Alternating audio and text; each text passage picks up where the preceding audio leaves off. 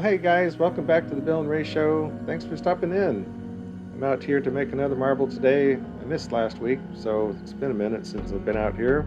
I'm going to do some dots.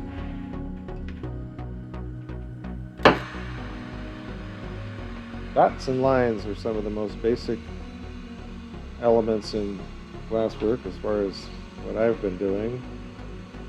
That and making canes. I'm not going to do any canes today. It's just going to be dots on the inside and lines on the outside. But I was looking back through some other videos a few months back. One in particular that I was interested in kind of revisiting with colored dots instead of just fuming. And it's a great example of why I have these videos for myself, because I couldn't really remember how I did that marble. I've tried so many different ideas, and having these videos is extremely helpful to me to go back and check out what I did and pull it up and see what was happening, what colors I used. So I'm going to start off doing just to clean up at the end here, and then build up a gather and then squish it to our starting point. Looks like we've kind of got a lot of little speckles here on this end, so I'm going to rip off a bit of glass.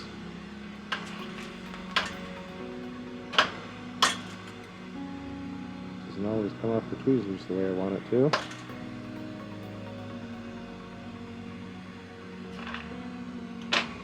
So hope everyone out there is doing well. We've got some blue skies and sunshine today, so it's pretty bright beaming in at me, the window out this direction.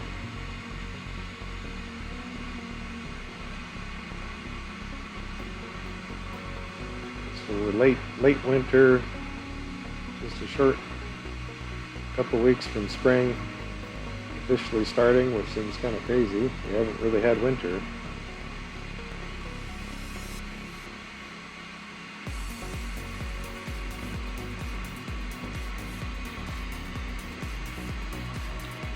So I've got a tool somewhere around here.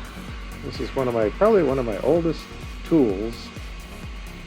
I've got a lot of sort of funky old tools, but this one I have used for a ton of projects.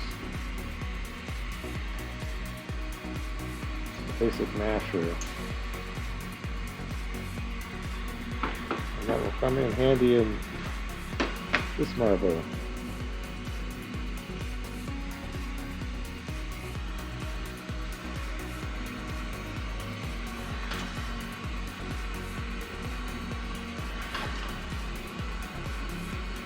One of my early bead styles was kind of a funky,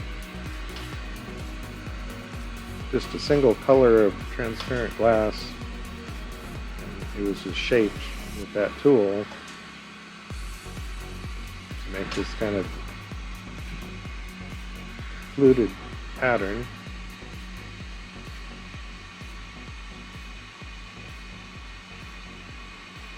It seemed like kind of a fun little trick at the time. Made a lot of those beads.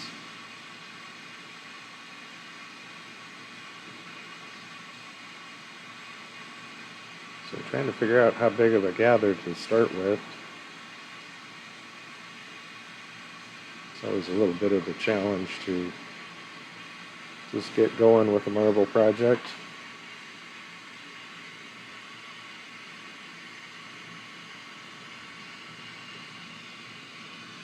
Come out of the heat there, and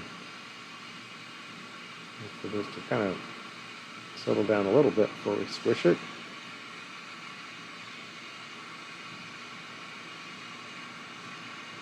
And this gives me some real estate to work with. In my mind, before I look back at that other marble to see how I did it, I was thinking I was going to just start with a cone shape, which you could do. But when I saw what I did on this one, I thought, oh gosh, that makes a lot of sense. Maybe I'll do that. And then those mashers do a good job, but we can kind of work with graphite paddle and a graphite block somewhere, and add a little bit of shaping to that, sharpen that end. Okay, then we'll just cook out those ripples. So now we have our blank, something to start with. And I'm going to do some gold fume. Don't let that fall. And one thing to do first, I had my propane heater over here running this morning, but I don't need that anymore. All right.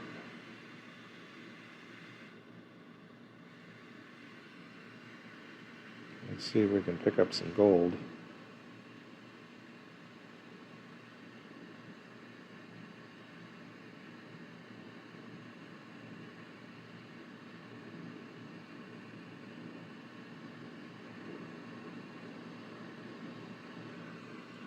So we're going to do a little bit of kind of just background accents.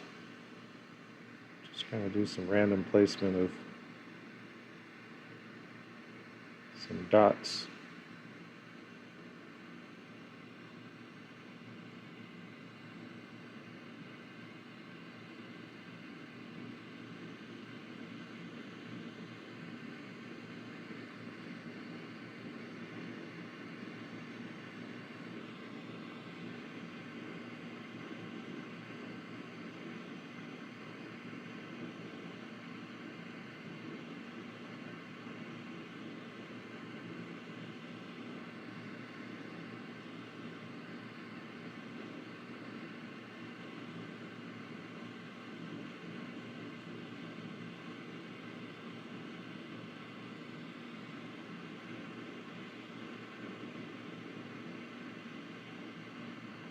So I'm going to have some kind of empty space from our color dots.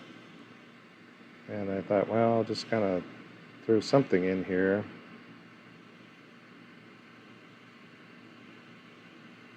So I'm going to do kind of a, oops, this guy's kind of stuck together, I think.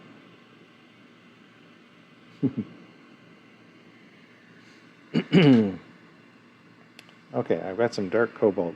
I'm going to do kind of a stock? How about stack? Stack dots.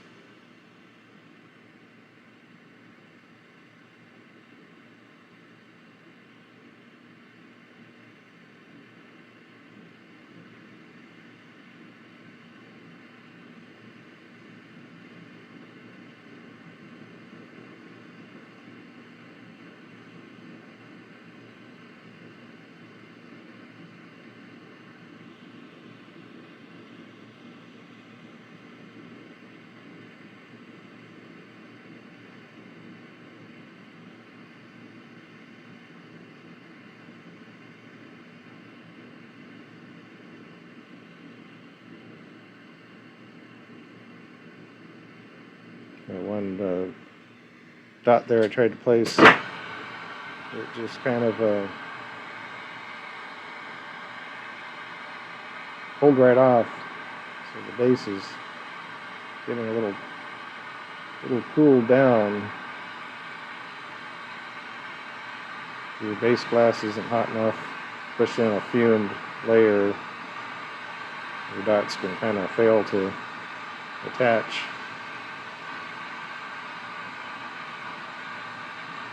So we need to, between these different dot colors, we need to get some heat in here. And especially on this first layer, we also need to lose some gold fume.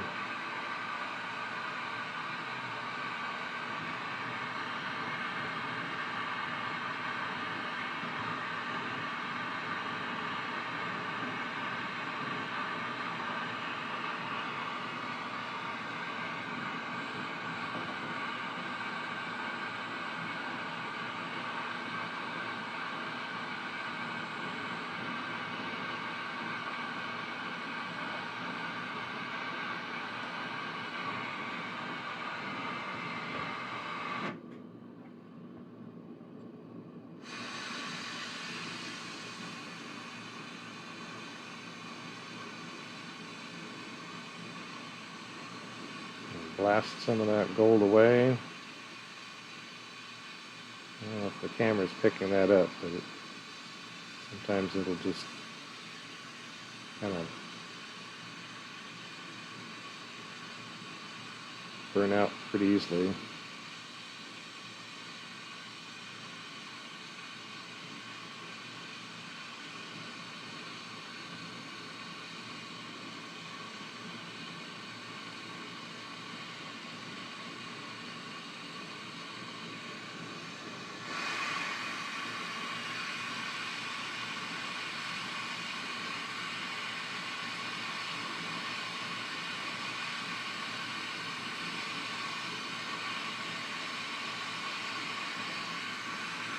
Okay, now I'm kind of losing my overall shape. I'm going to have to keep sort of reorienting the shape here.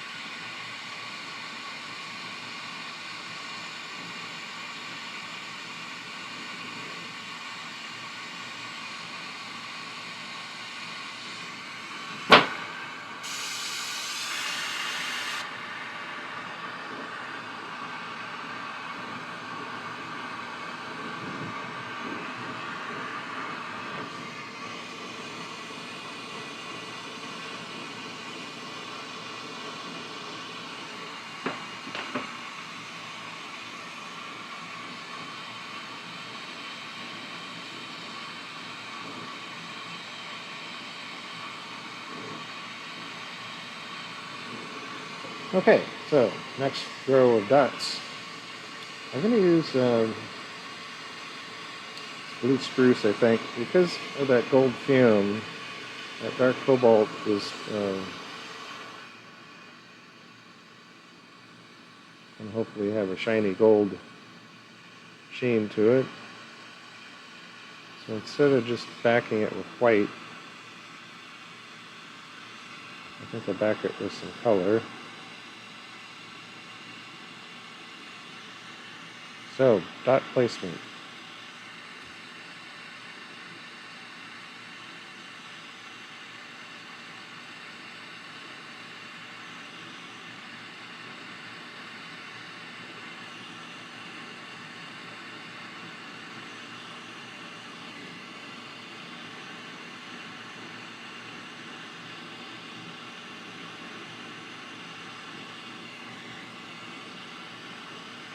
Trying to get kind of off center.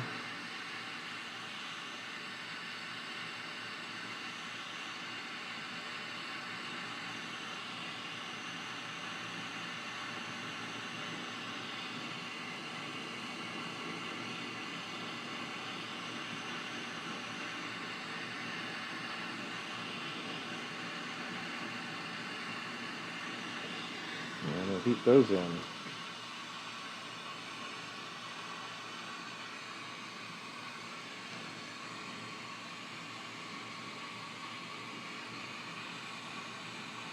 So yeah, we're doing pretty good here. We were just, like I say, I didn't do a marble last week because I was over in Bozeman. Visit some family.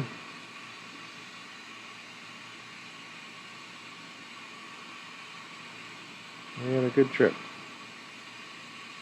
And again, this winter's been so bizarre. Roads were completely clear and easy driving, which is nice, but certainly a little weird.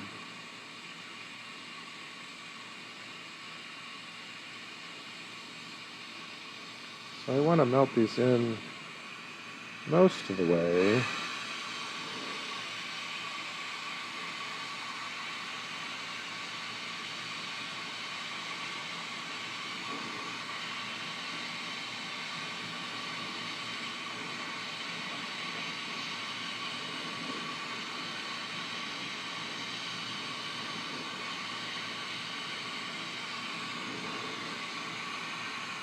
But all these heats are going to distort things.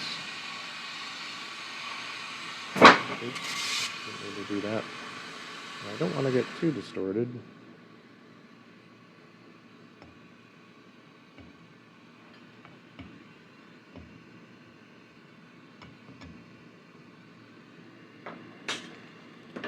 Okay. I'm going to try and add some white.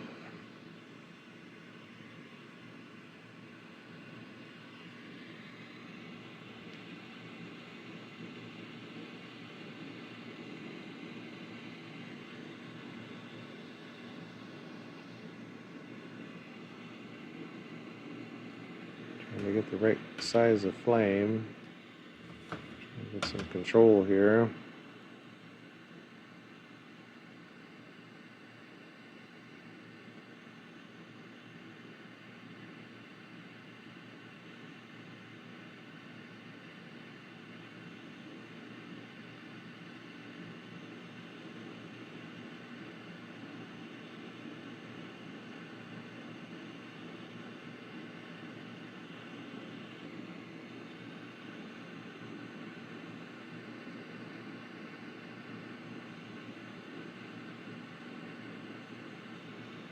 Dots are a little close together.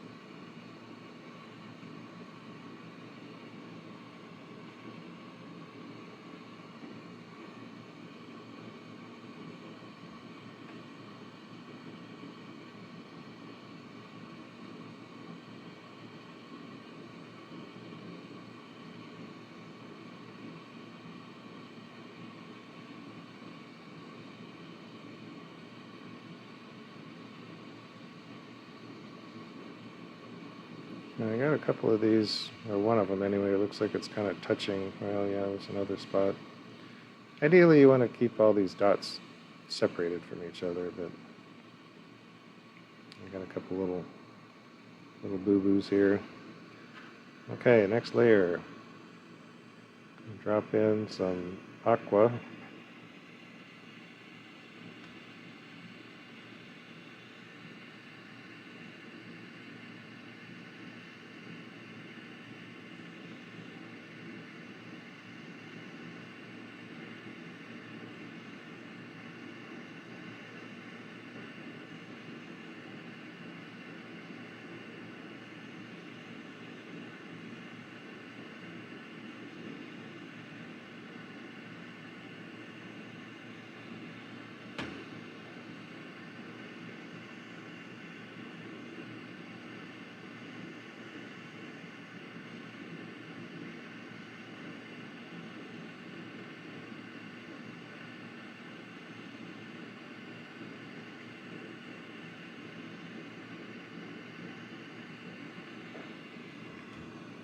Okay, well, I don't know what we're getting into, but we're getting somewhere.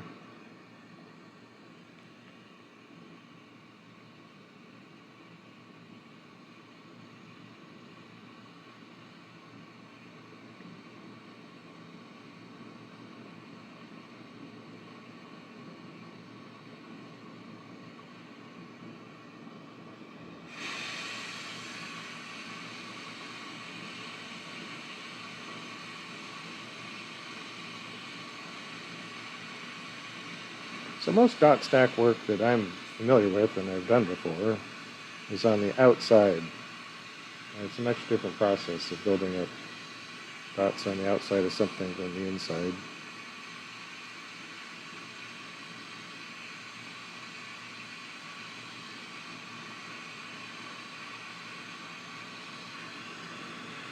So this is just one idea how you might do this. So I'm going to go back to a dark cobalt.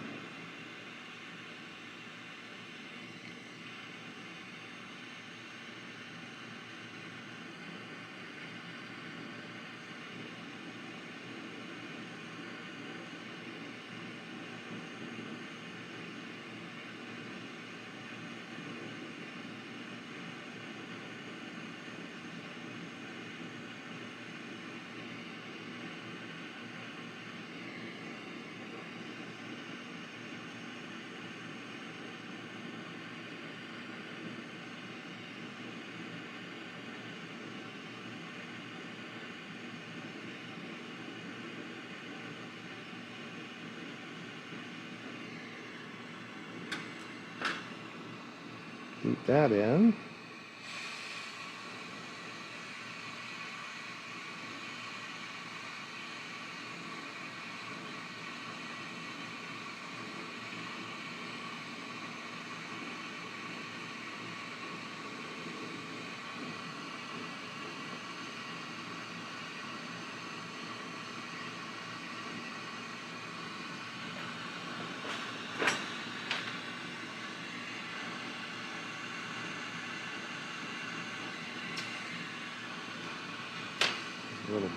Little bubble thing there. Get rid of that.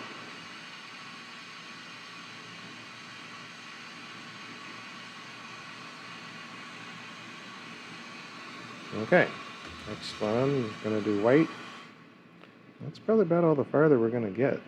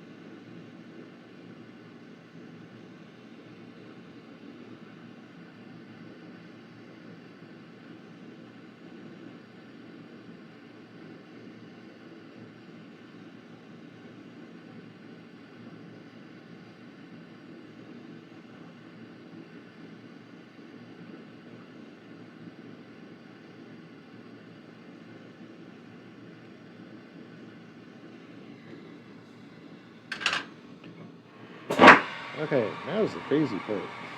Oh, we got a bunch of color dots in there. We got to figure out how to get this shaped before we can continue making our marble. I'm gonna have to go through some manipulations here.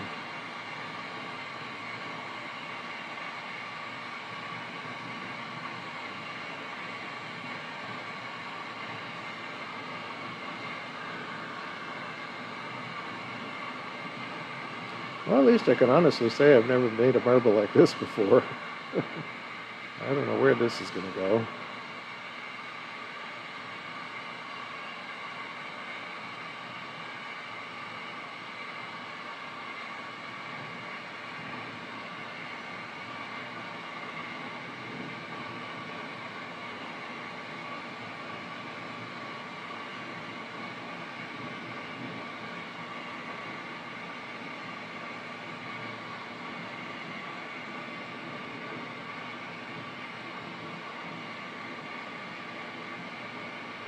So try and kind of gently get these worked in.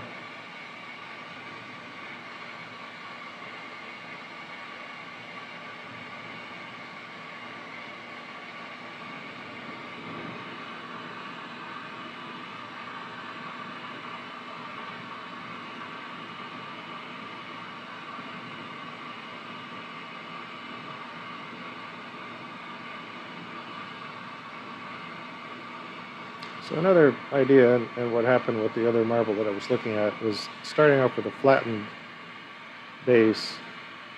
Then in this process, you're going to get some dimensions going on the inside. You're going to pull things around as it's changing shape from flattened shape to a round shape to a cone shape. And in that process, somewhere along the line, it's going to get a bit of a corkscrew, which most of the time is a desirable outcome for these marbles.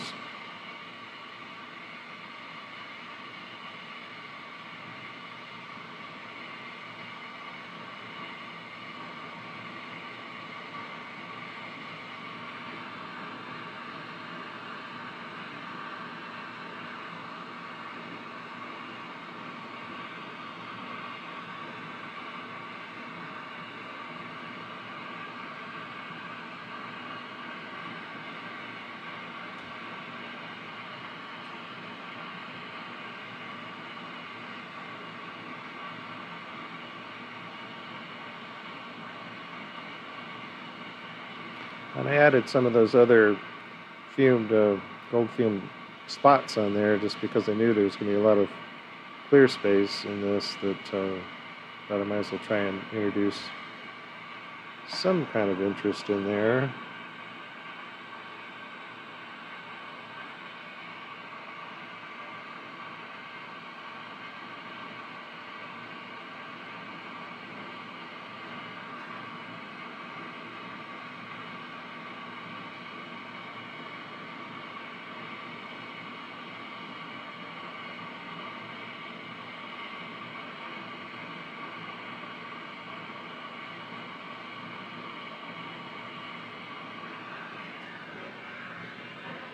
Switch hands here. That armor's getting a little tired doing that.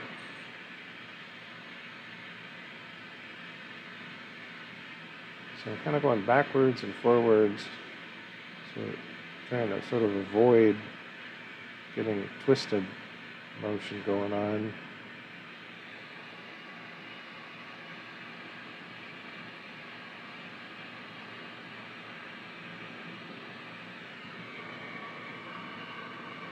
As often, I like to let the glass just kind of do what it wants to do as much as possible.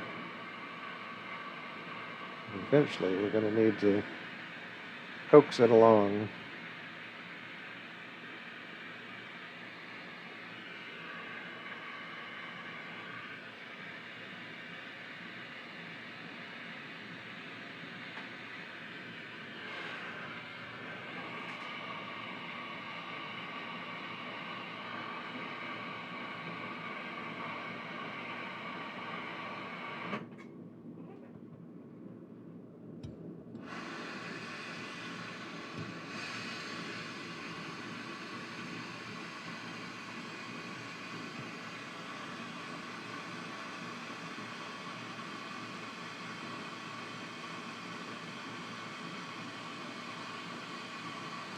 So try and sort of influence the heat by pausing and focusing the heat on the flat faces.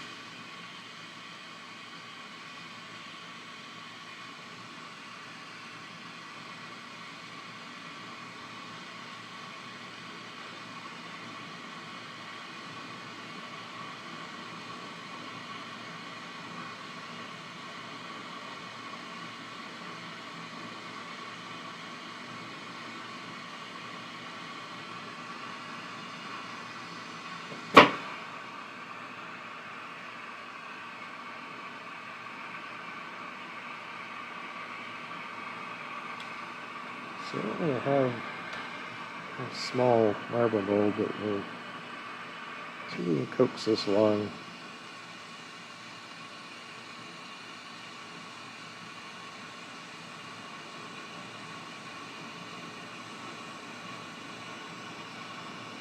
I should say I don't have a small marble mold handy. Got one around here somewhere.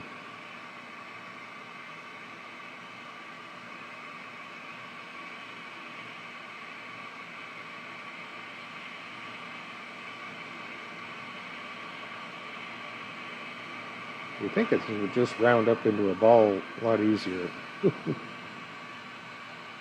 Glass likes to round up. It's being pretty sticky.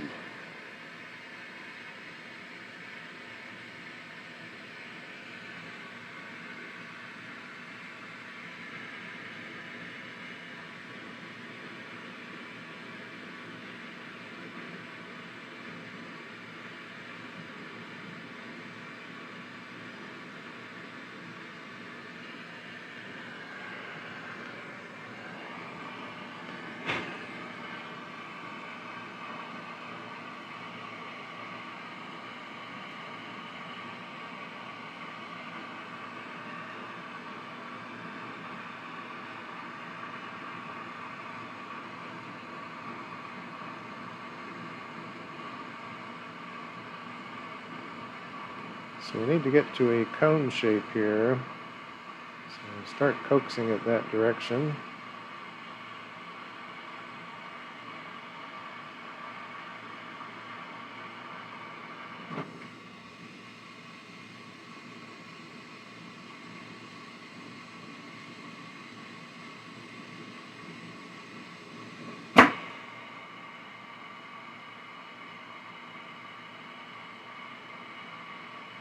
Try and just keep this as gentle adjustments for as long as we can.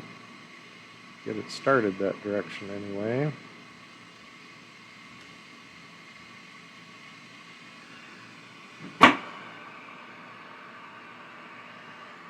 And we may need to get a little more aggressive here.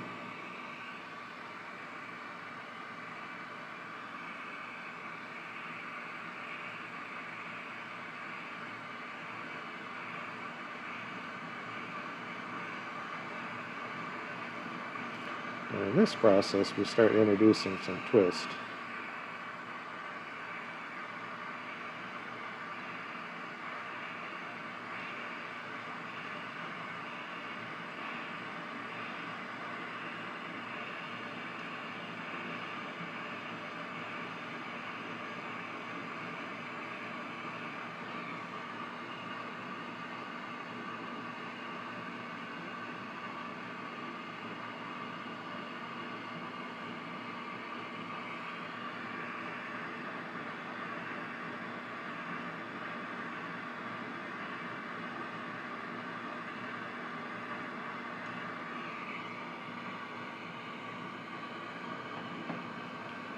And the more you kind of push it around, it can get a little wonky.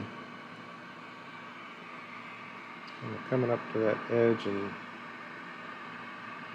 dropping over the wide end in a way I don't really want it to, but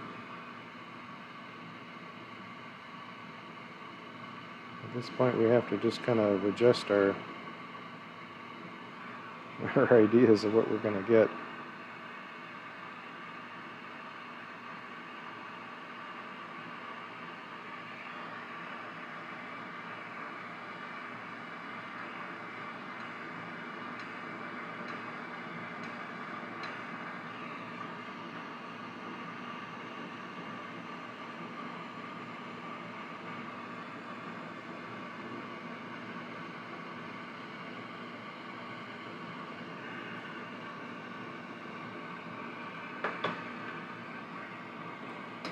I think I'm going to heat this back shoulder.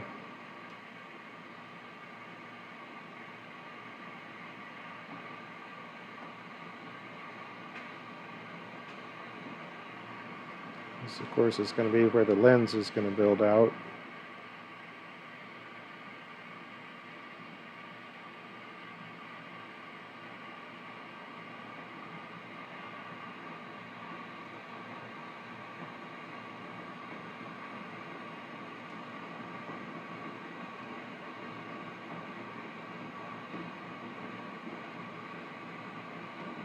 I'm just using an angle and gravity to just let this fall back.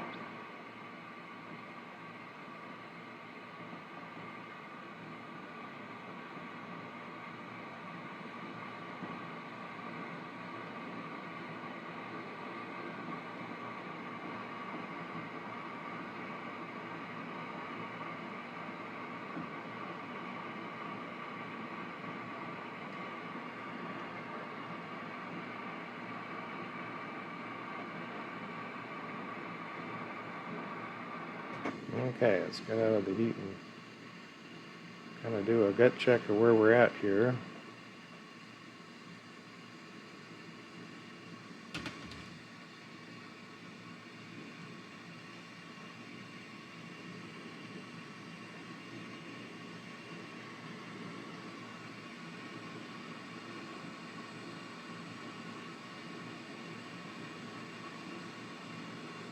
So I think at this point we can draw out this, the point at this point.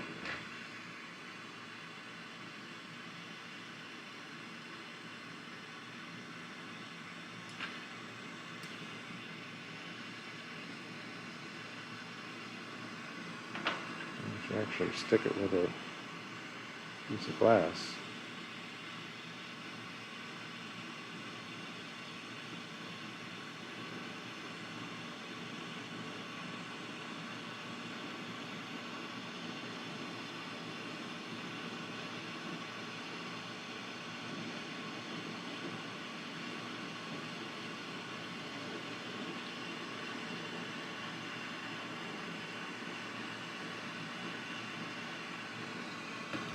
Okay, that may be just the first go at that.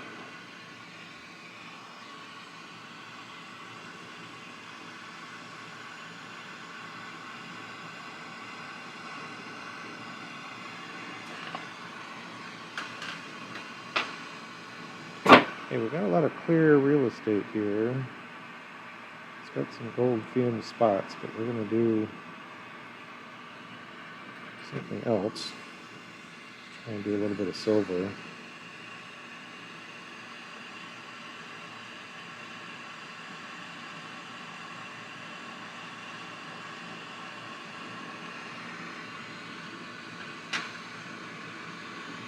some more spots.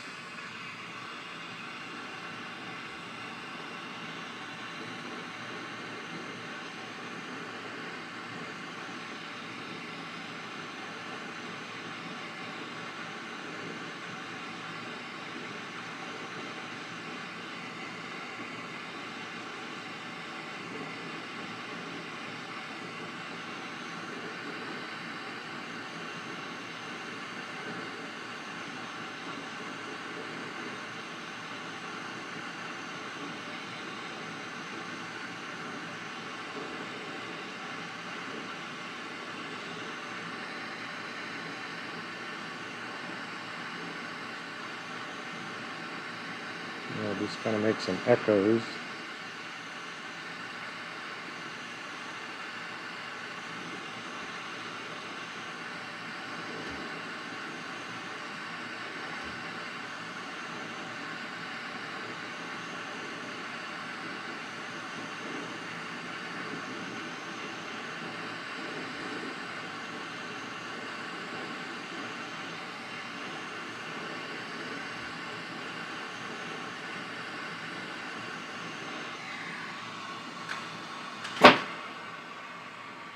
A little bit more glitter.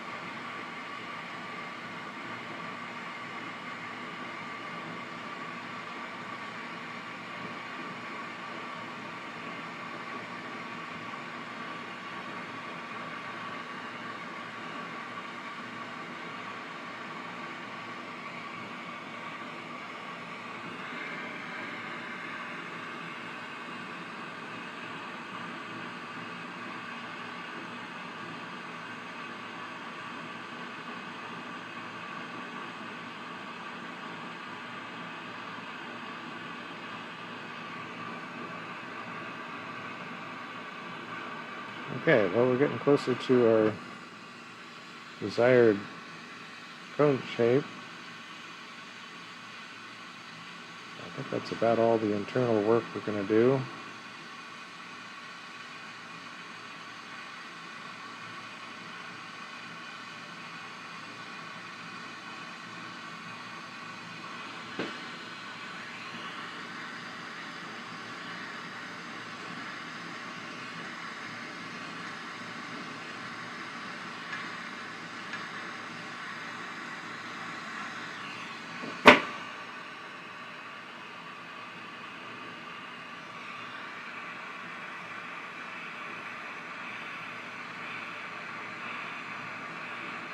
So when you have a lot of open space, that's part of the idea of this kind of gentle twisting. It kind of helps visually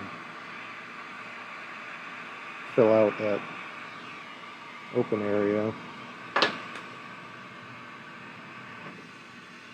I think that's going to be good.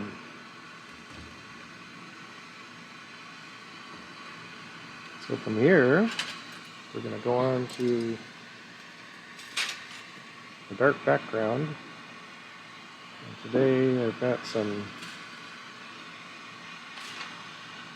oh shoot, I don't even forget what this is, midnight blue or something like that, Twilight. I'll put down some dark blue in the background. And some of this is kind of creeping up over the edge, that's okay. I'm trying to find our transition point.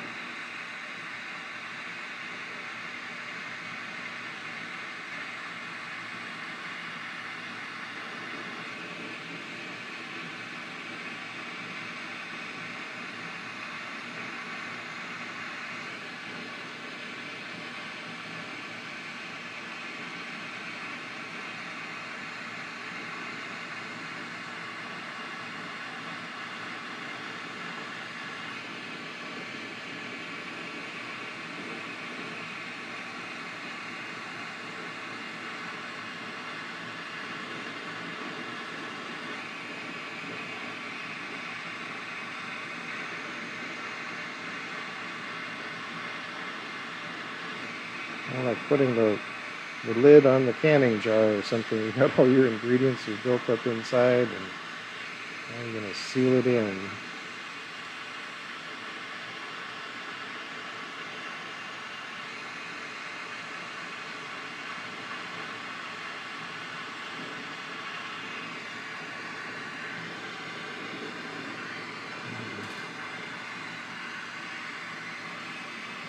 And back around to where I started breaking away.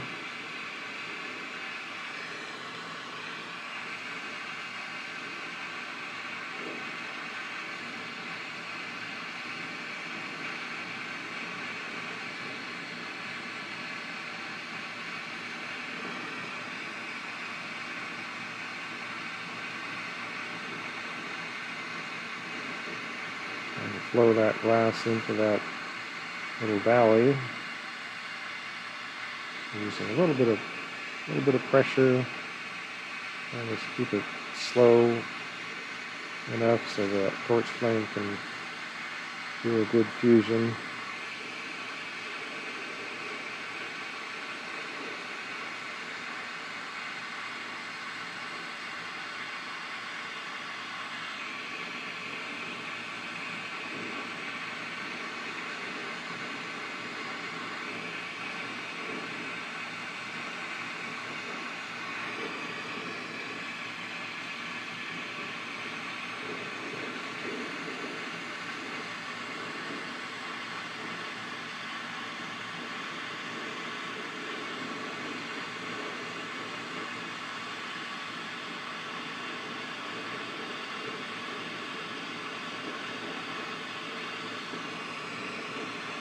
Kind of short here.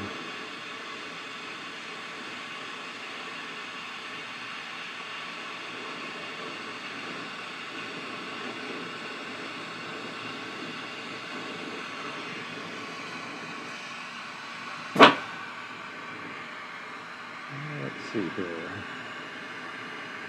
We'll get to this point, then we can squish some of this together.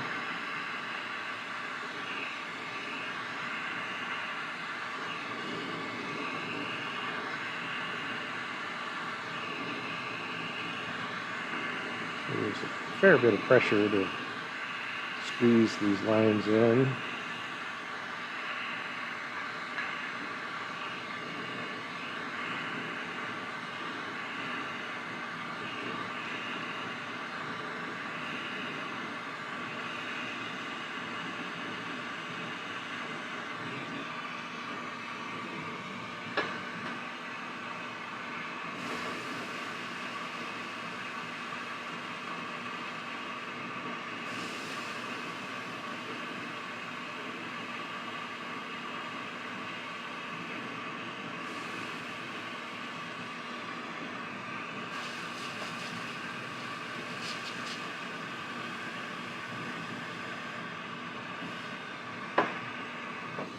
Alright, we set the torch to do a little gold fume layer.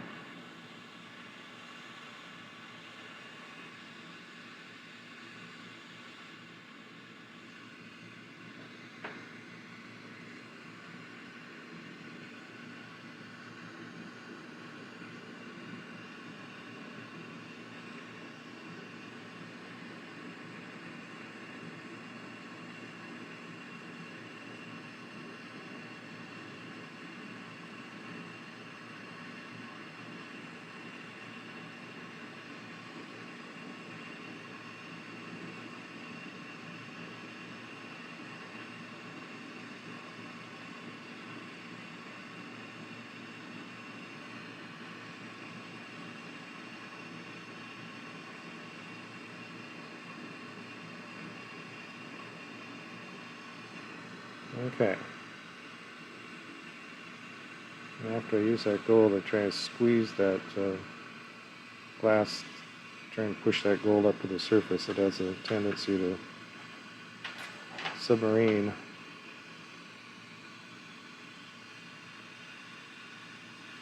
Alright, now we're going to start doing our back fill.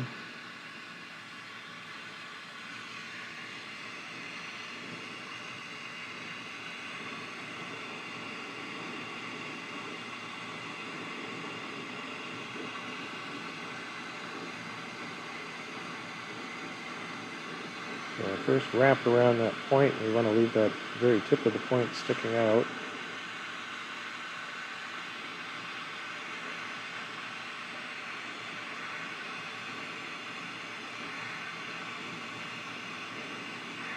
And I'll kind of use a little stitching operation here to melt some clear and push it in.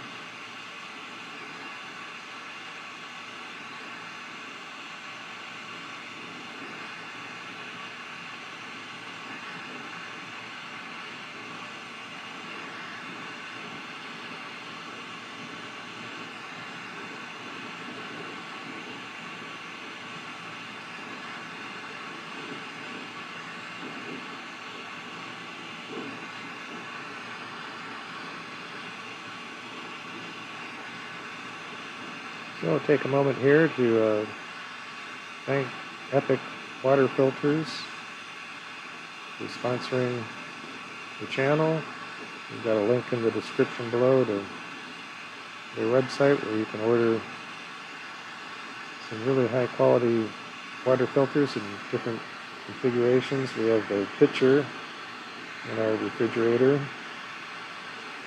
And we also have an under the sink model and some other things for just individual bottles on the go.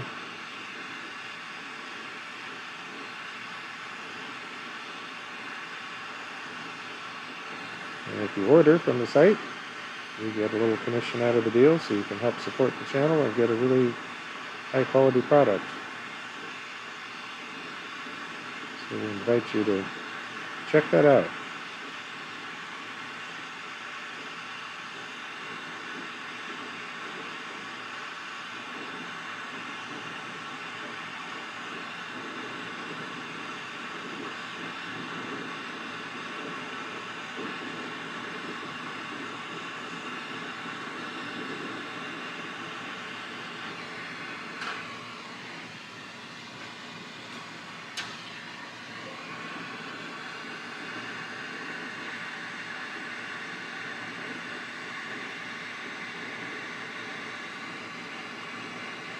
Switch sticks of clear here and keep on rolling.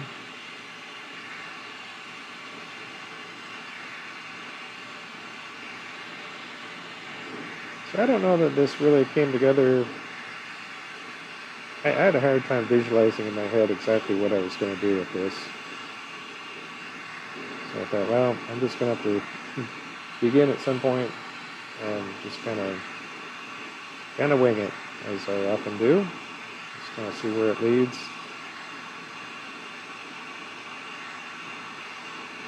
And so many times, the process of working glass is, for me, a lot about just trying to chill, tune in, let the glass do what it wants to do. You know, see what the glass can teach you. Everybody's like they want to learn how to work glass. Well, glass kind of has its own mind of what it wants to do. And you can argue with the glass and try and convince it to do things it's not comfortable with, but most of my process is kind of built around trying to let the glass teach me what it wants to do.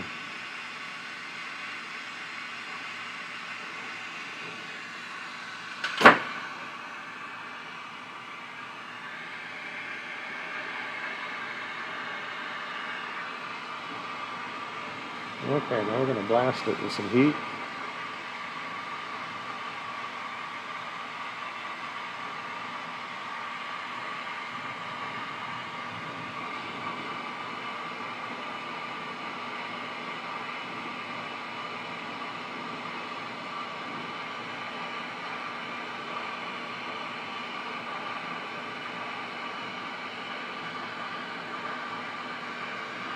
So this phase I like to kind of push the tip end, push that clear glass backwards, and keep that colored tip exposed.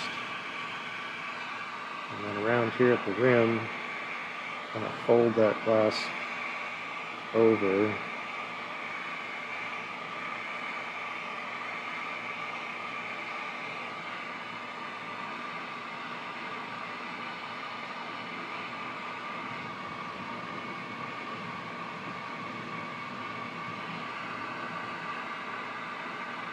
And you get kind of a funny shape out of that process.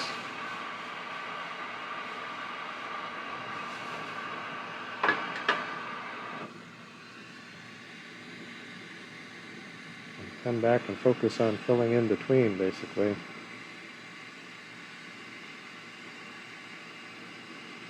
Although we need plenty of glass down here at the very bottom, so we always kind of make sure that's got kind of more than seems necessary.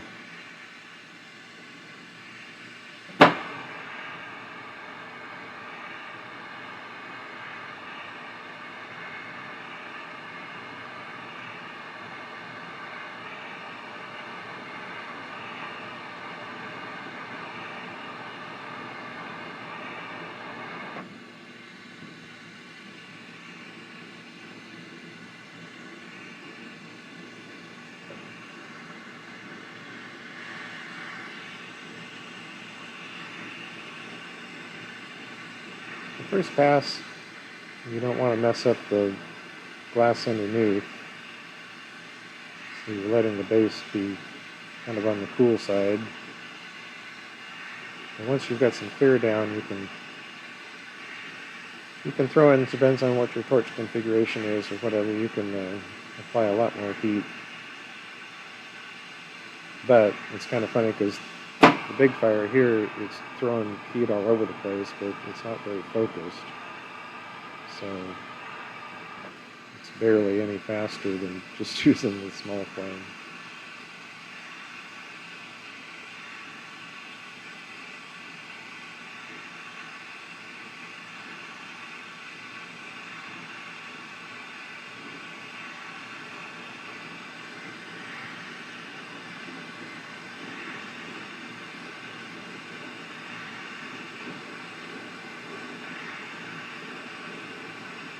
And we really appreciate anybody that's out there watching these videos and watching at this point. I imagine this phase would probably get skipped over a lot, but if you're hanging out, chilling,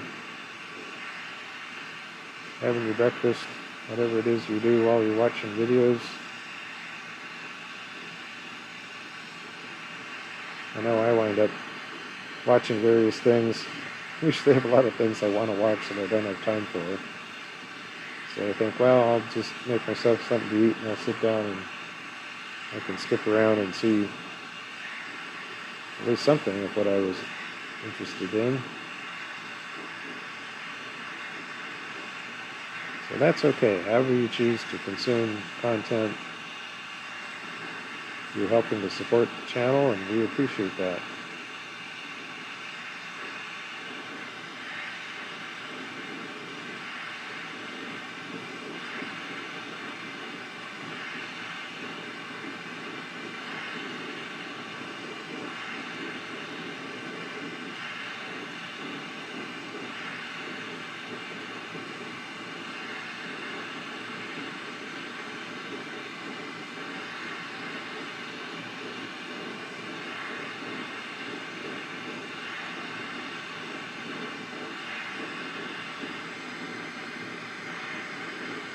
I often just wish there was an easy way to have a background audio track, some instrumental music or something. I'm always listening to something as I'm working, and it makes the process kind of flow and be relaxed and yet keep me focused, and kind of an interesting blend of being chill, but at the same point, you have to be pretty aware of the fact that you're dealing with some very hot glass and hot flame right in front of your face.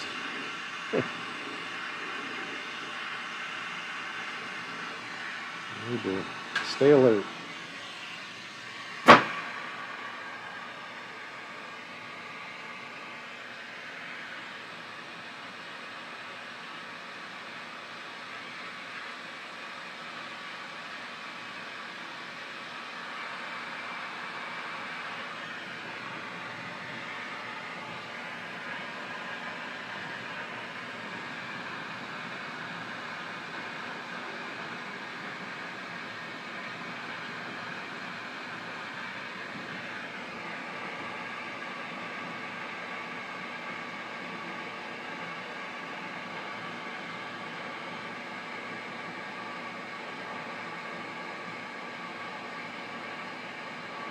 This is one of those phases that we need to really build up some serious heat, let this kind of round out.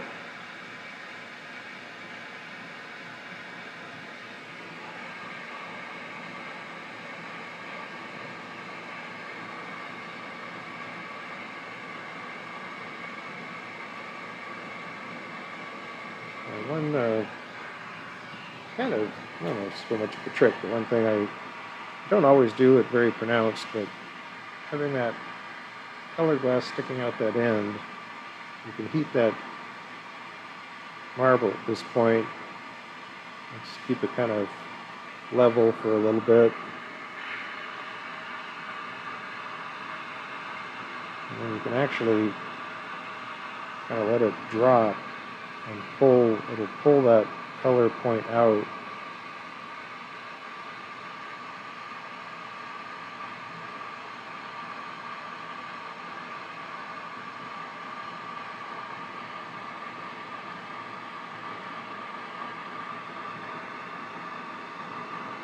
Because the clear does not want to flow and cover up that color. That it's kind of a barrier separation effect, so it'll actually just draw it out as the clear is coming out, and it'll just help focus that deep point of the Vortex marble.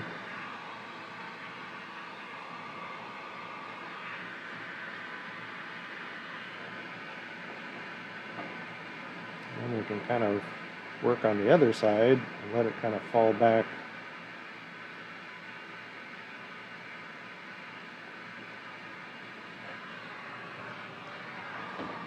And if you want, at this point, you can use a marble mold to squish it back up together. You won't mess up that point because it's already surrounded by a bunch of clear glass and it's already drawn out.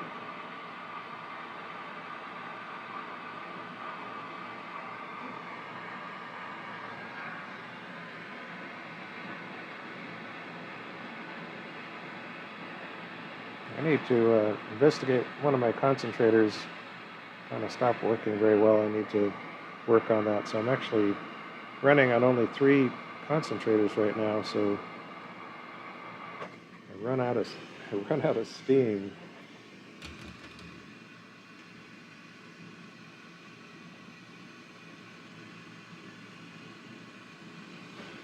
All right, we're up to the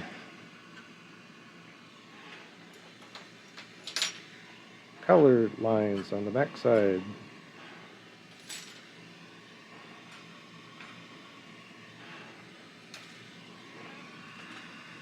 And we've got some Silver Spike 5 to start with.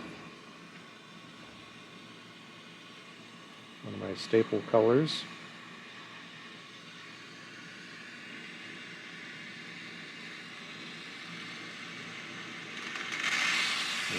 Something like that.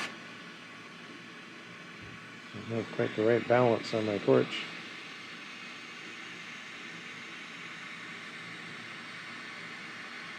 Okay, we come up along this transition between the color and the clear, but don't go over into the clear side.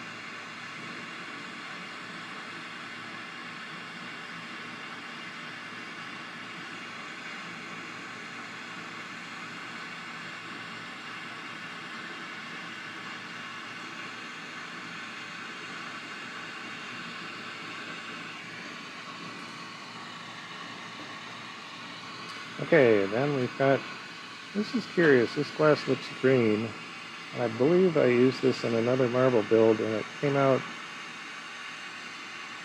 as kind of this nice translucent blue. So I don't even really know what this glass is. I don't know if this is a Chinese color or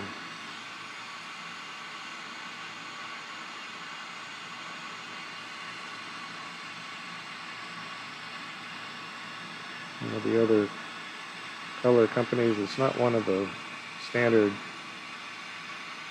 North Star or Glass Alchemy.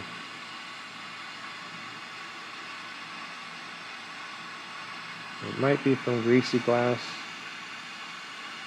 He's made a lot of different colors that kind of come and go. But I had it labeled as a green, but and the rod looks like a pale green. And it goes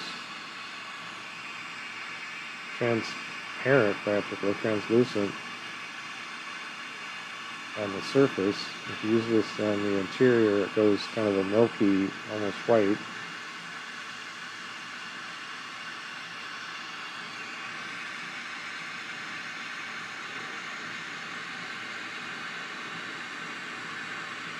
I thought I'd give it another try on the outside. And then I've got some dragon's blood. Don't use all that often on the backside, but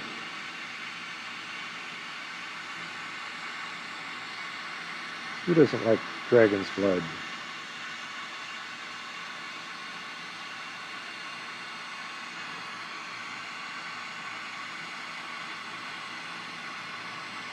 And with that gold fuming, we should get some shine behind it.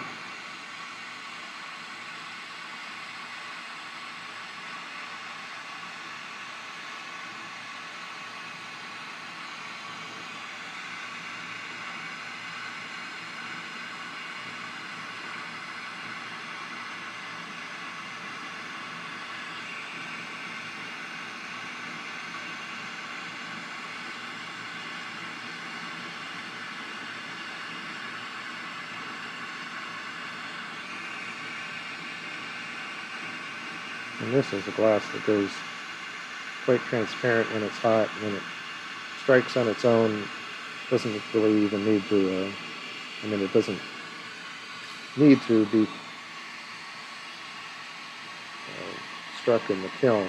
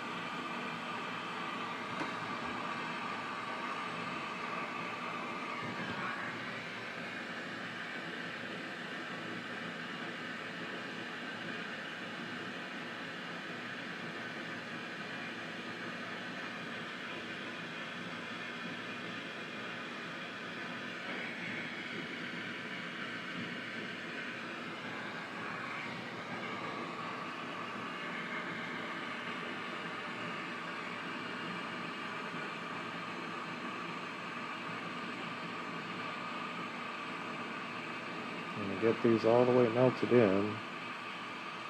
Up around this wider end, there's a lot, I guess, more mass there or whatever. It just takes a minute to get that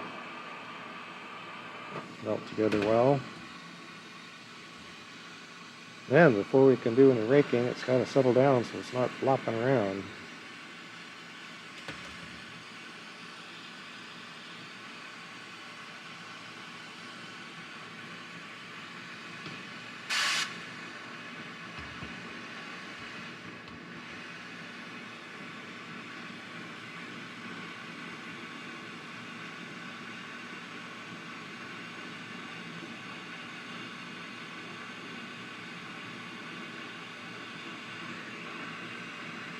Okay, got our tungsten pick. It's just a tungsten electrode, welding electrode in a pin vise, vise pin.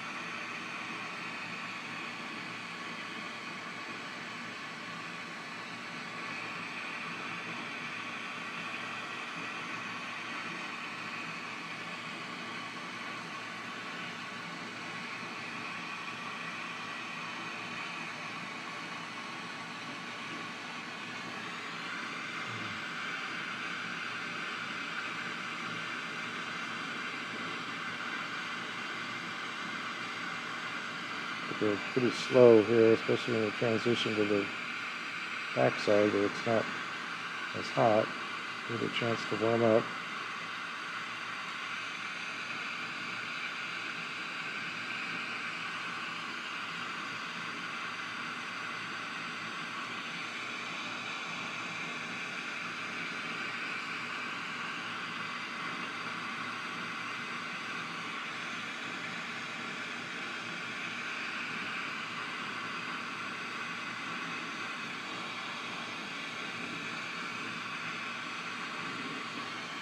Okay, come down to what appears to be the point.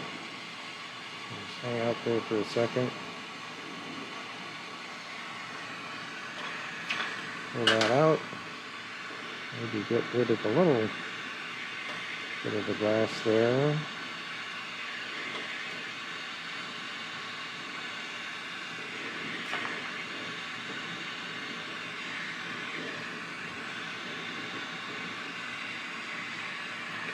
And we'll just kind of squish that. And then the next step, we can actually push back from that end point, kind of in that shoulder zone. Again, trying to protect that focal point out the end. And we'll touch up our starting point.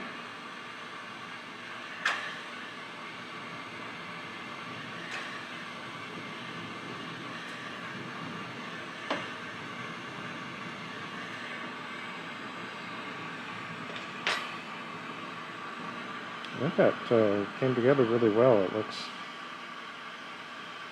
really nicely raked in there. Sometimes it gets messy and gets bubbles or tears. But we did good this time.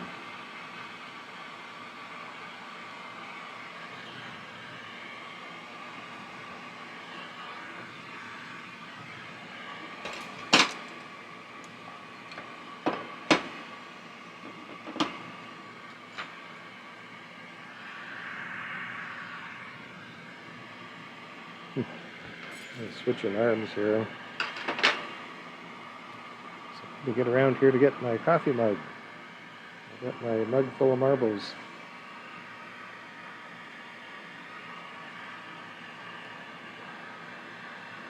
Well, we're doing pretty good today. We got out here pretty early. As cold as the shop was, I ran my little propane heater for a while and it seemed like it warmed up pretty quick. And then, like I say, the sunshine is beaming in. Although it was really windy. It was cold and windy this morning. But it feels plenty warm in here right now.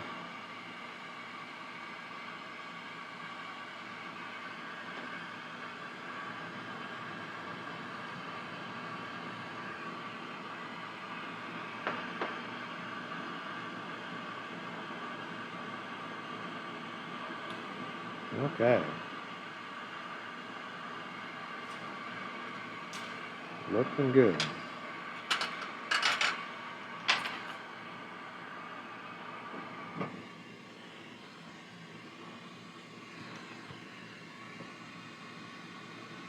So we're going to punty up and then build up the clear lens portion of the marble.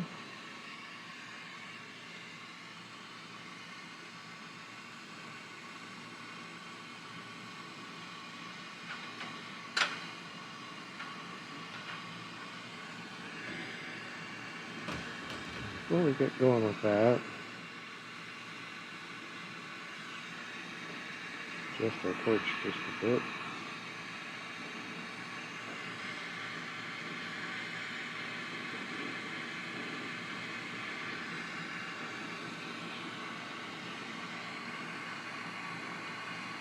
So we'll just kind of work on heating up this clear portion. Start out kind of slowly.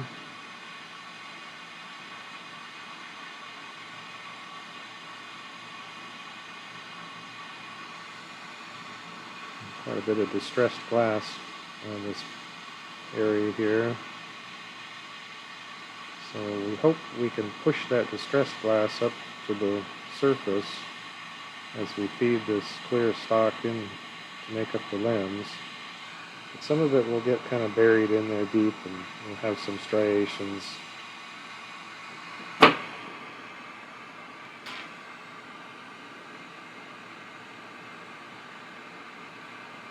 So you have to imagine this glass that's on the surface right here where it's being heated is all kind of funky, contaminated glass from fuming and stress.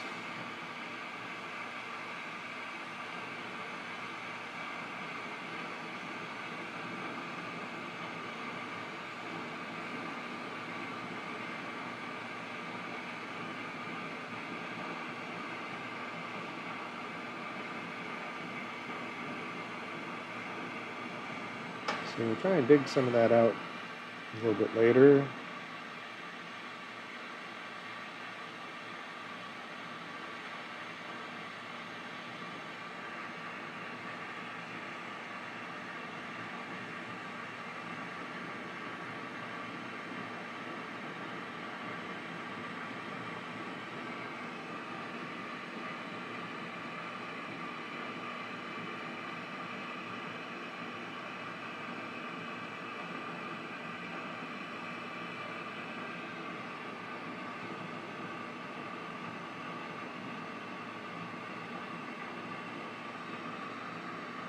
So the usual idea is to get kind of an acorn shape here where it bulges out.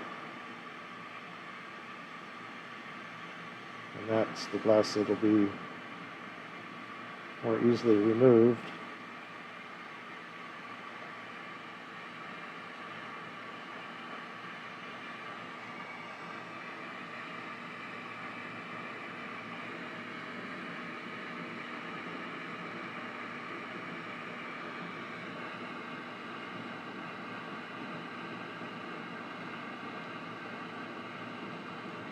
And sometimes we'll just switch down to the smaller flame to let things kind of firm up in the core and focus on just feeding in the clean glass rod stock and just building up more mass here.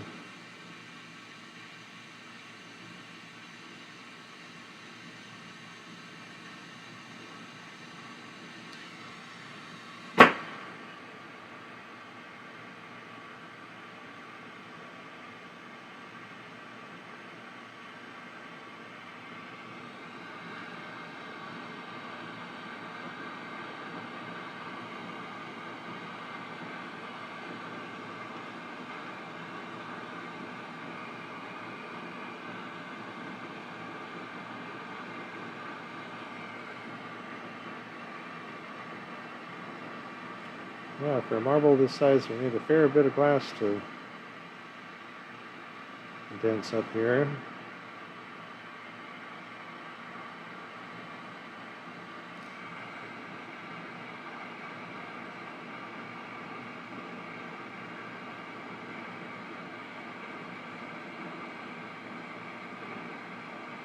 Yeah, and then once we think we've got close to enough, we're going to cut this loose.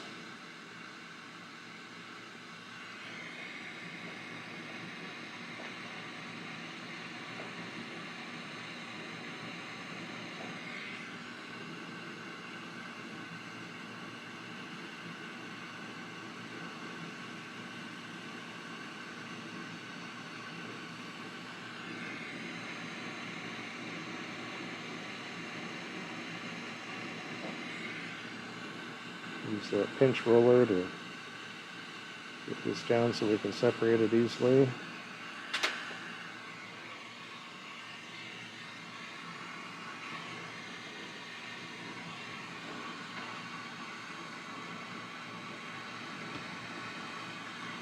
And now we'll start the process of pulling some of this glass out of here.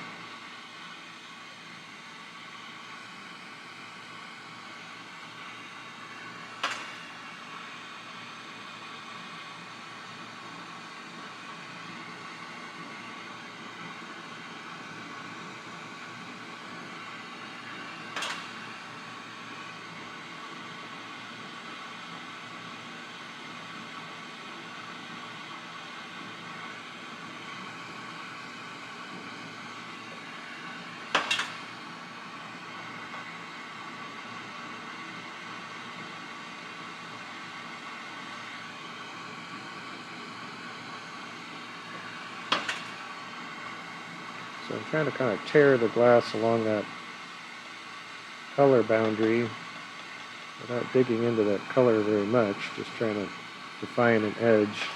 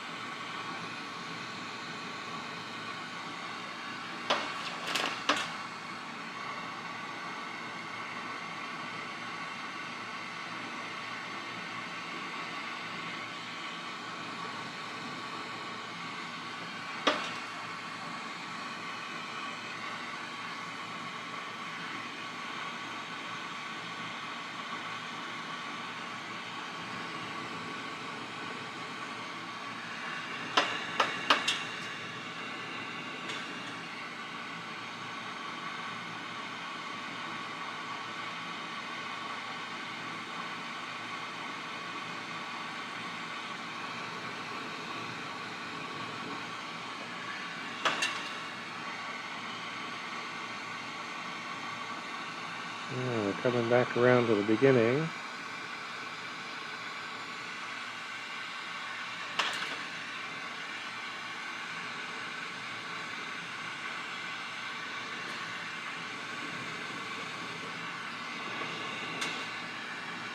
And then go up, come over just a little ways and keep grabbing a pretty good chunk of glass out of here.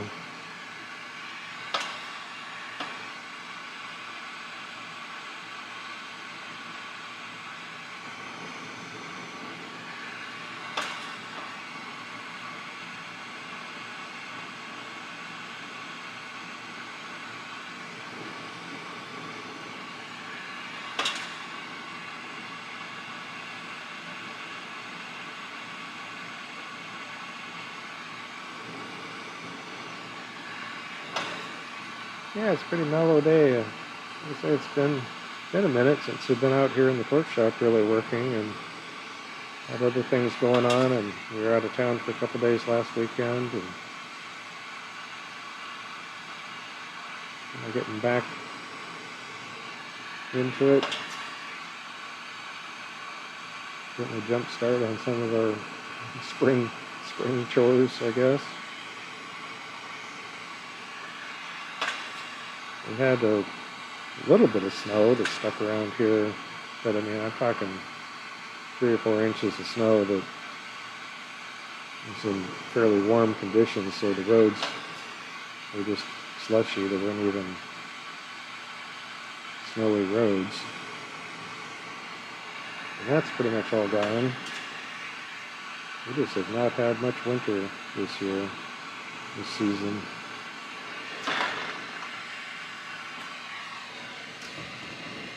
Alright, and we can kind of change angles here.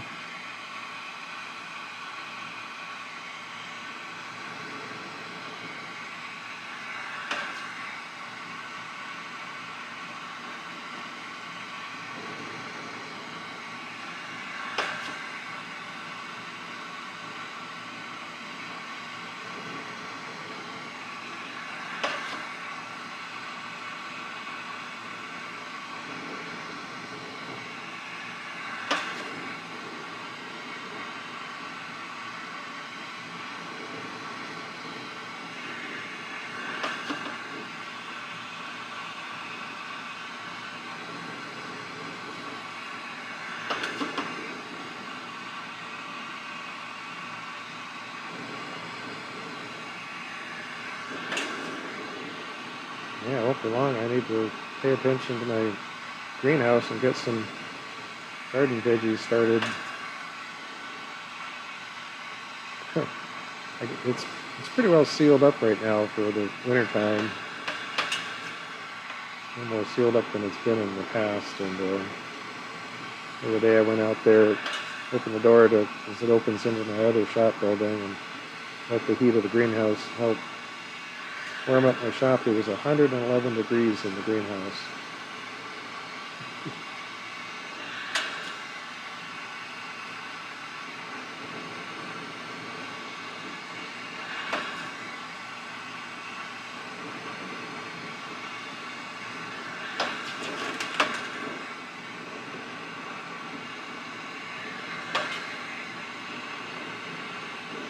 Alright, I think that's most of that.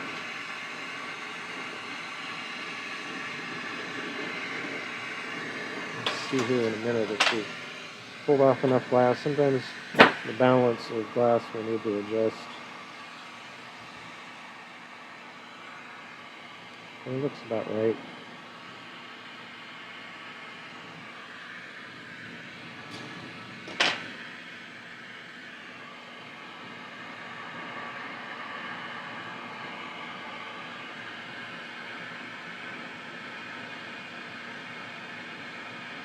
And at this point, I can sort of eyeball that front lens and watch for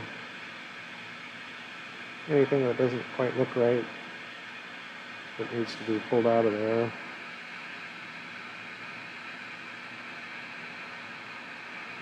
It's looking fairly clean.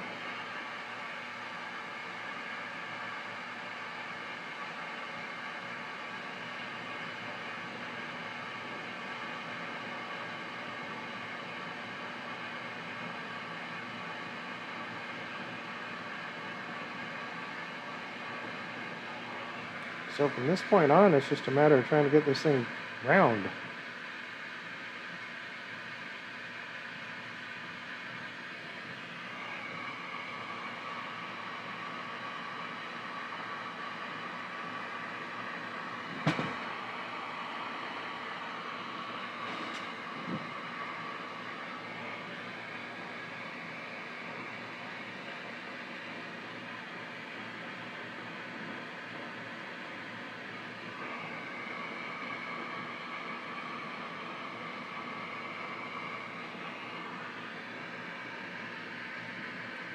Okay, well, seems a little wonky when we start using our arbor molds.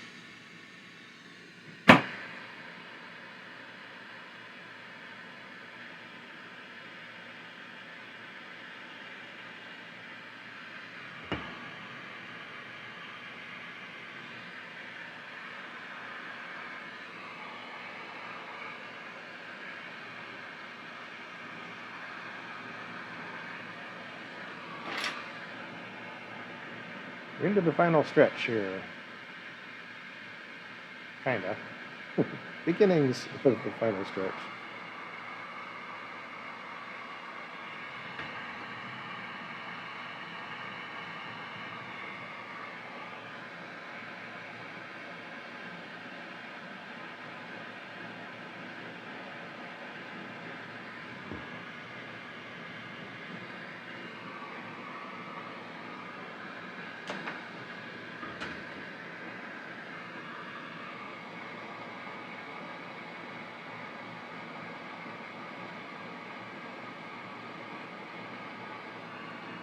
think this one might be a little large. I need to get another slightly larger 2¼ inch marble mold. This one right here is 2 inches. And this one over here is 2½ inches, I think.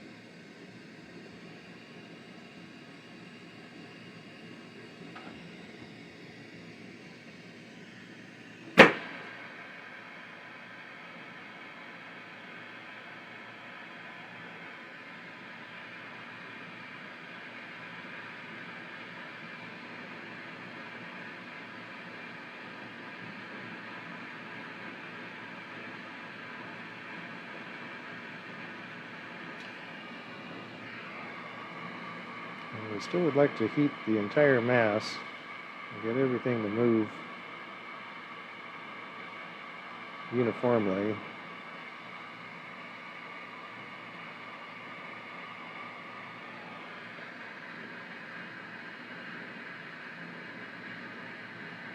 And using fast spinning is one way that I really like to start influencing the shape.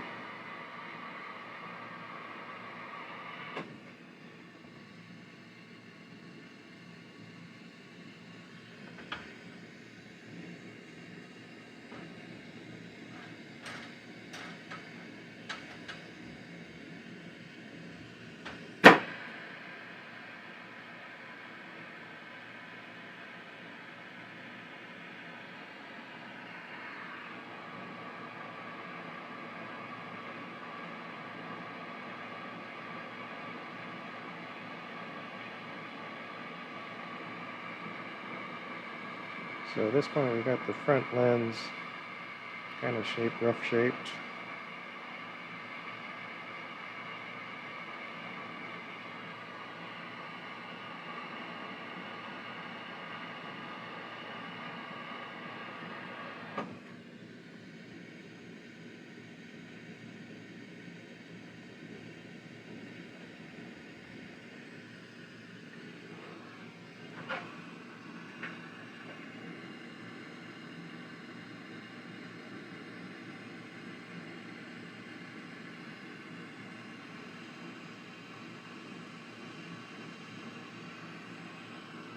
Okay, swap bunties.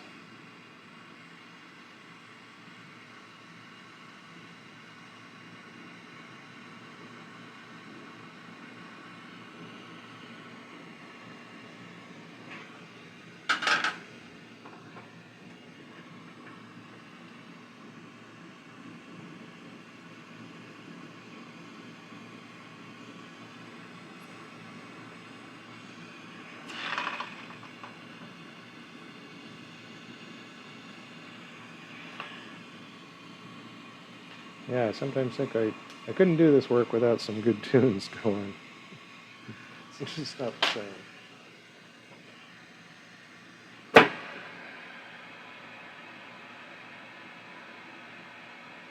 Yeah, the glass that appears green in the rod, and I believe turns out to be a translucent blue. Looks like that's what I'm seeing right now. It's striking out to a pale blue. Beautiful translucent blue, actually.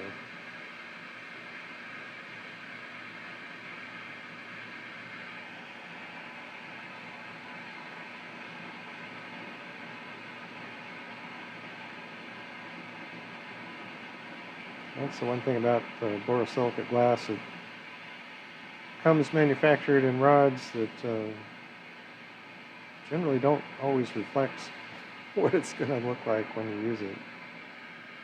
I shouldn't say generally, but that's why some of the cadmium colors, the green, red, orange, yellow. They were called crayon colors when they first came out because it was pretty much what you see is what you get. But they're not easy to work with. And people have kind of figured that one out and just accept the limitations or the issues.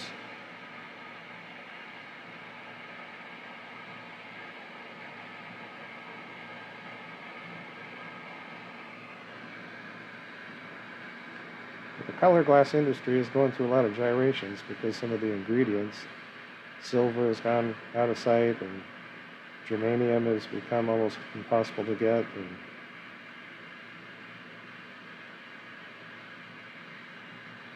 so some of these old recipes that people have had for a while are kind of no longer relevant.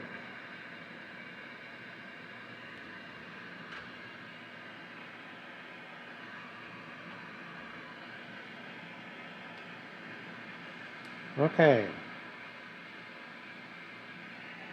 Need some patience at this point to get this rounded up.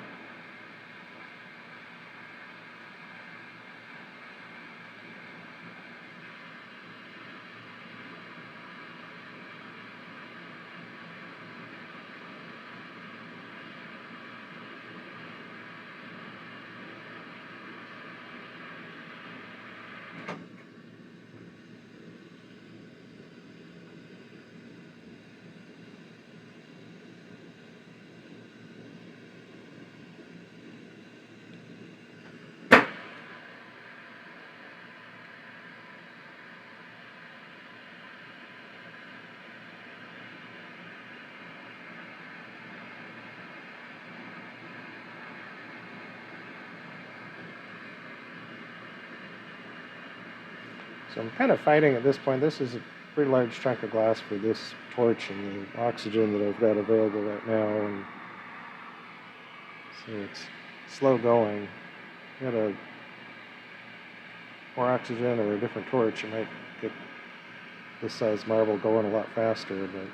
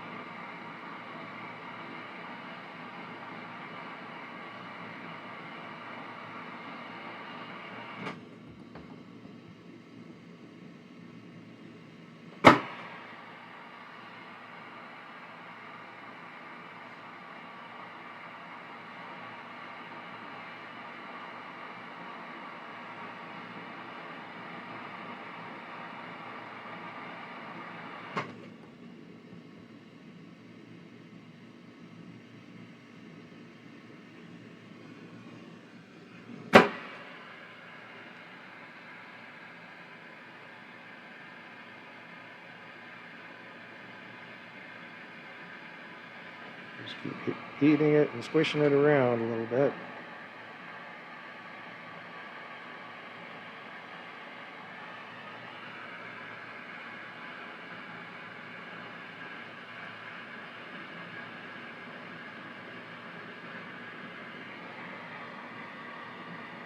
The closer you get to the finished marble shape, the less you need the core temperature to be all that hot. So you're trying to do kind of shorter reheats, trying to just get that surface to move.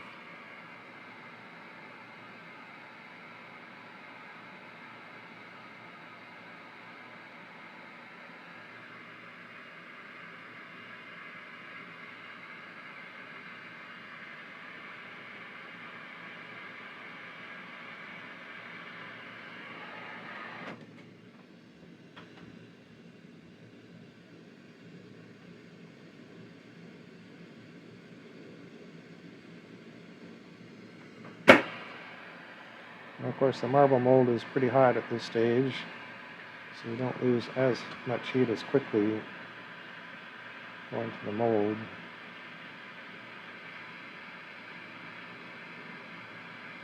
But you're still looking pretty wonky around that perimeter.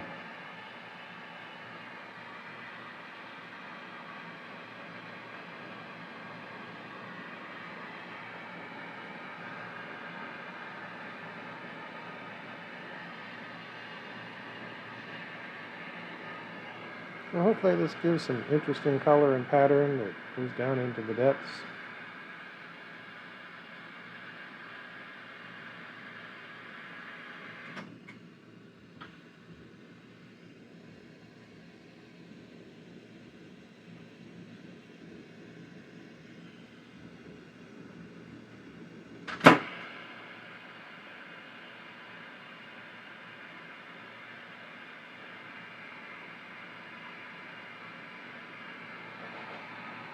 And you have kind of a big dent in the surface there.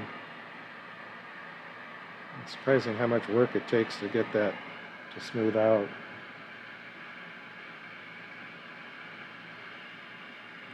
You need a lot of surrounding glass to move in to fill in that dent.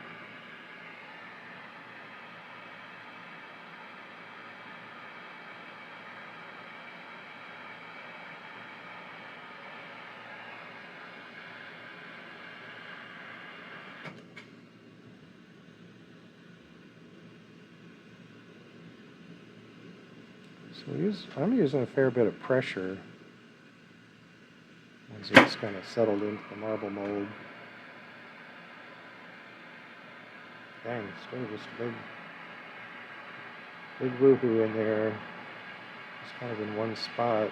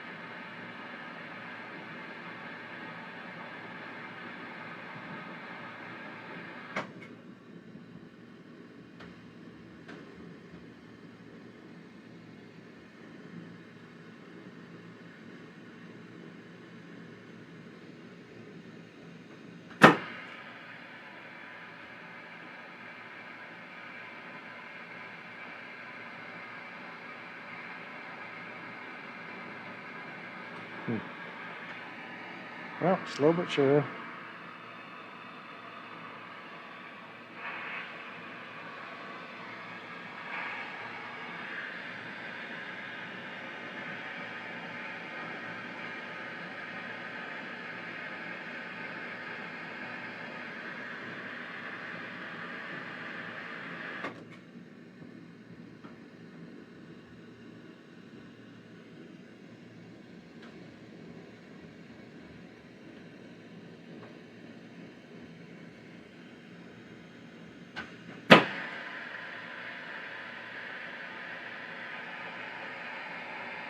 Okay, now we're finally getting pretty much there. Now we need just to avoid wrinkles and get this to where we can flame polish it.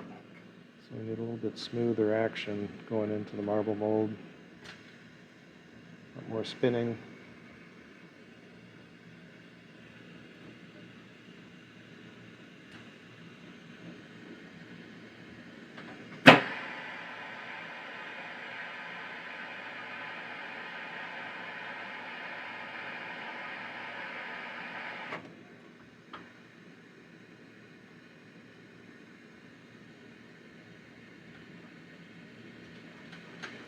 Okay.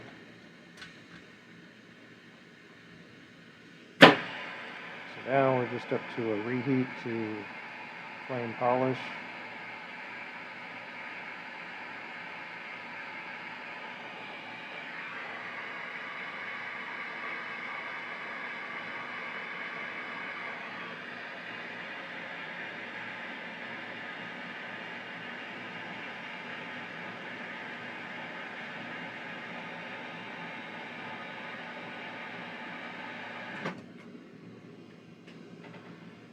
And then we can come out of the fire and keep rotating and get ready for our final transfer.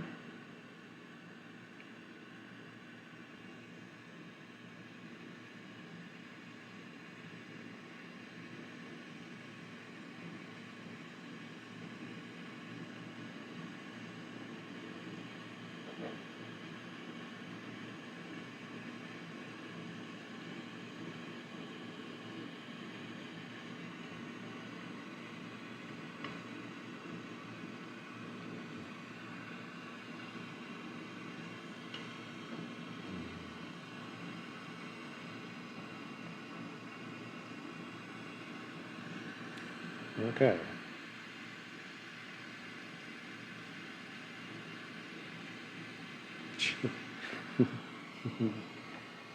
No. Bobbling around there a little bit. It's kind of a messy connection.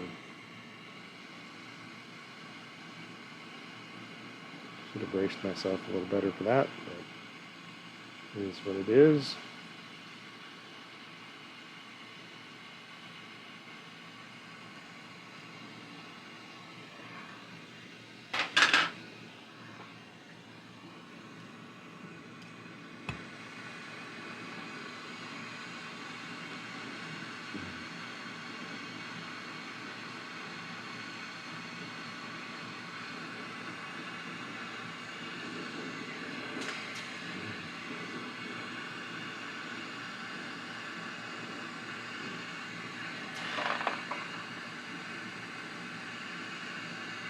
Make sure we dig out all of that connection.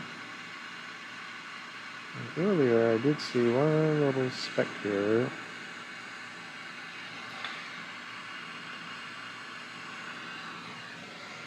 Let's see what that looks like. And the clear is way faster and easier to work with.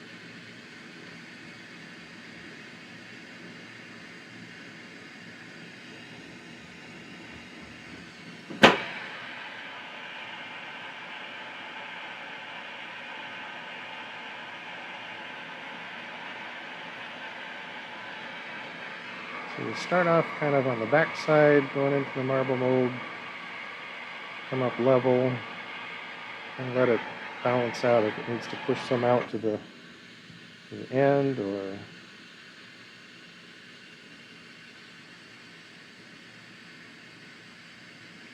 and then come upwards with our puntee and back down, kind of do this up and down thing. It's switching axis on that. Just riding on the rim of the marble mold. So we have these kind of concentric rings out towards the front face, and that's pretty much tells us we've got the right shape, the right overall amount of glass out there. So you can keep using the marble mold, but each time you're going to introduce new artifacts. So at this point, we're just going to flame polish, hang out here for a sec.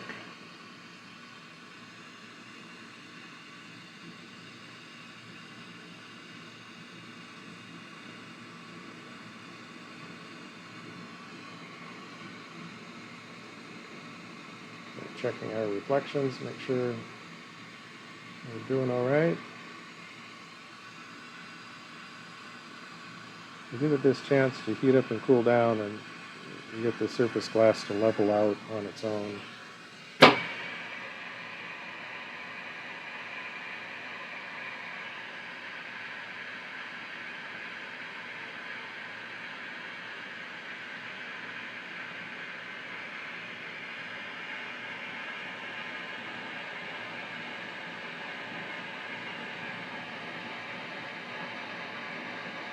have to get that surface hot enough to flow and then wait, keep rotating and wait long enough for it to firm up.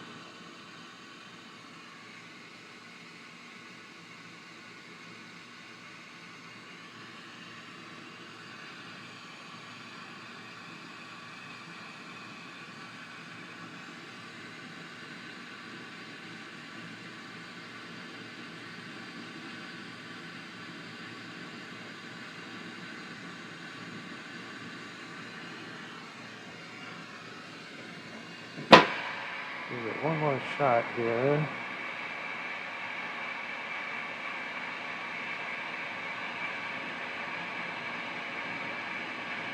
Particularly on that very end, on that very front face of the lens.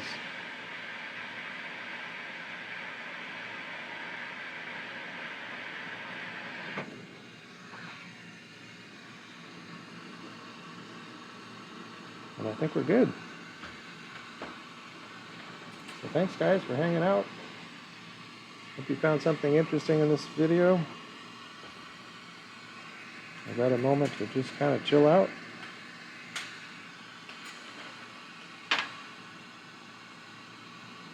Get some ideas, get some appreciation for what kind of work goes into these marbles.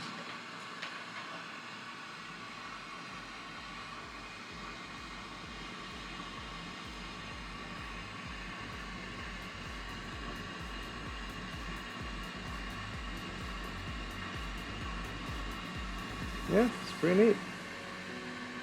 I'm liking it. I need to get this to cool down enough. We don't want to introduce any fresh marks in it at this point. Film's up to temperature. They're looking good.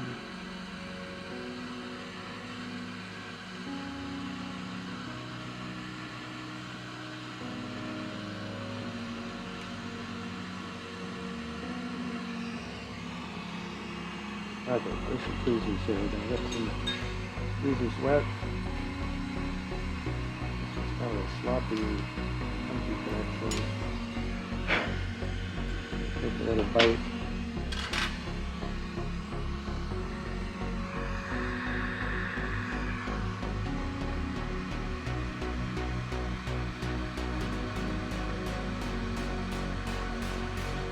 So this takes a moment to get this to flow back together. I can't use any tooling or anything, just have to let the glass heal itself up.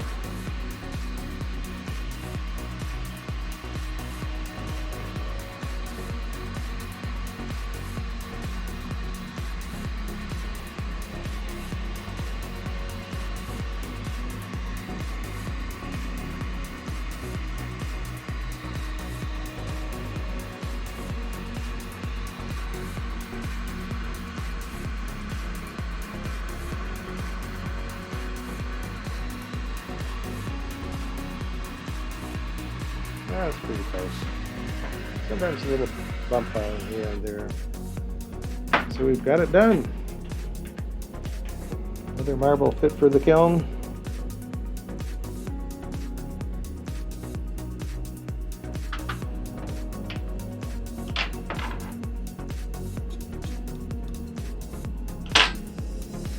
Yeah. I like it. It's like sedimentary rock or something, different layers. Interesting. Okie dokie, going in the kiln.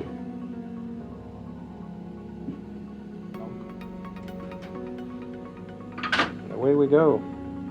Thanks so much guys for hanging out. We wish you all the very best in your life, your friends and family. Take care of yourselves so that you may take care of those around you and enjoy life. We'll see you again on another adventure, another time. Check it out.